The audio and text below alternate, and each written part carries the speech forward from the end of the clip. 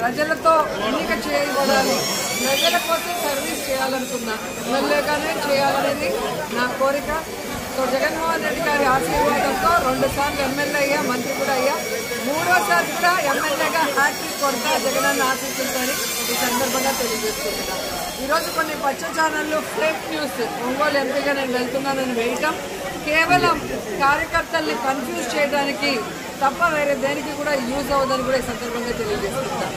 గతంలో కూడా మీకు చెప్పాను, వైఎస్ఆర్ కాంగ్రెస్ పార్టీలో ఏమైనా మార్పులు చేర్పులు ఉంటే సాక్షి పేపర్ చదవండి, సాక్షి టీవీ చూస్తే మీకు అర్థమవుతుంది.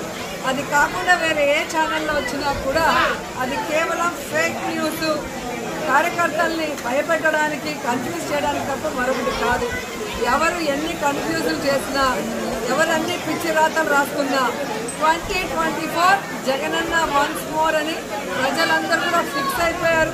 ఇప్పటికే అన్ని జిల్లాల్లో కూడా క్యాండిడేట్ని జగన్మోహన్ రెడ్డి గారు అనౌన్స్ చేసేదో మీరు అందరూ కూడా గమనించారు. ఈరోజు తెలుగుదేశం పార్టీకి కానీ, జనసేనకు కానీ, కాంగ్రెస్ కానీ క్యాండిడేట్లు లేక ఫ్రస్ట్రేషన్తో పిచ్చెక్కిపోయి ఈరోజు ఈ విధంగా వైఎస్ఆర్ కాంగ్రెస్ పార్టీ మీద దుమ్మెత్తి పోసే కార్యక్రమాన్ని చేసుకుంటూ ముందుకు వెళ్తున్నారు తప్ప వాళ్ళ పార్టీలో ఏ నియోజకవర్గంలో ఏ ఎమ్మెల్యేకి ఇవ్వాలి, ఏ పార్లమెంటు పరిధిలో ఏ పార్లమెంట్ సభ్యుడికి ఇవ్వాలన్న ఆలోచనలు వాళ్ళు లేరు.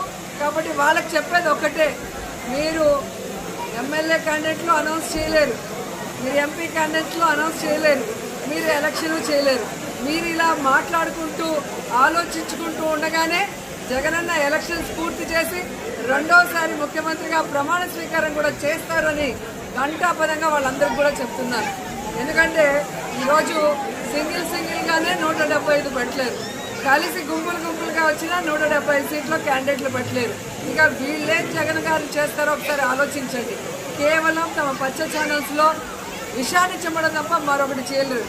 మీరు ఏ గ్రామానికైనా రండి, నేను ఈరోజు సవాల్ వేస్తున్నాను.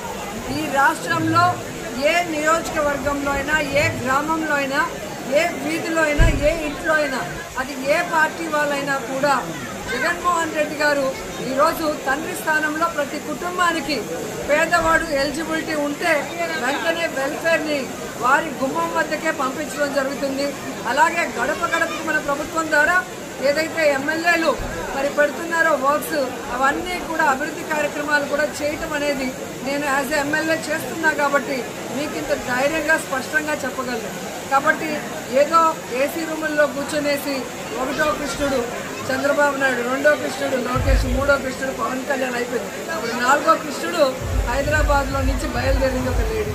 సో ఎవరు ఎన్ని మాట్లాడినా ప్రజలు తమ కుటుంబానికి ఏం చేశారు, తమ ఊరికి ఏం చేశారు, తమ నియోజకవర్గానికి ఏం చేశారు, ఈ రాష్ట్రానికి ఎవరు ఏం చేశారని ఆలోచిస్తే one and only YSR family మాత్రమే ఈ రాష్ట్ర ప్రజలకి మంచి చేశారు. ఈ రాష్ట్ర ప్రజల్ని కుటుంబ సభ్యులుగా భావించి ప్రేమ అభిమానంతో పాటు వెల్ఫేర్ని, అభివృద్ధిని అందించారని కూడా ఈ సందర్భంగా తెలియజేసుకుంటున్నారు.